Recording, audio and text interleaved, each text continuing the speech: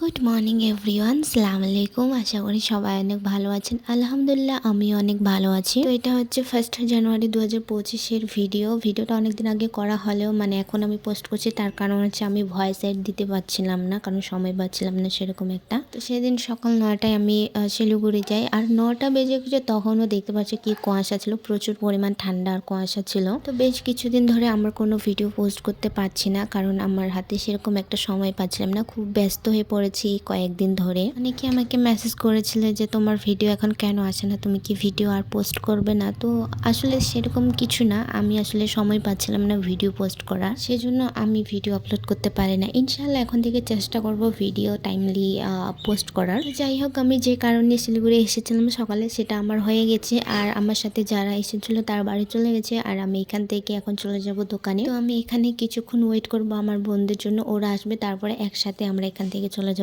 আজ যেহেতু 1 জানুয়ারি, তো ঘুরতে তো যাইতেই হবে। আমরা কোথায় ঘুরতে যাচ্ছি তোমরা ভিডিওটা দেখলে অবশ্যই বুঝতে পারবে। আচ্ছা, একটা কথা বলে, আমি না শিলিগুড়ির অনেক জায়গায় এখনো যাই নাই, নাম শুনেছি বাট কখনো যাইনি। তাদের মধ্যে এই জায়গাটাও একটা। এটা হচ্ছে সূর্য সেন পার্ক, আর এই জায়গাটা আমার সত্যি অনেক পছন্দের একটা জায়গা হয়ে গেছে, কারণ আমি এখানটা ফার্স্ট টাইম আসলাম। ফার্স্ট টাইম এসে আমার অনেক ভালো লেগেছে। এই জায়গায় বেশিরভাগ ফ্যামিলিগুলাই আসে, তো পরিবেশটা অনেক সুন্দর লেগেছিল আমার। আর যেহেতু সেদিন 1 জানুয়ারি ছিল, তো অনেক ফ্যামিলি সেখানটা পিকনিক করতে এসেছিল, অনেকজনে ঘুরতেও এসেছিল।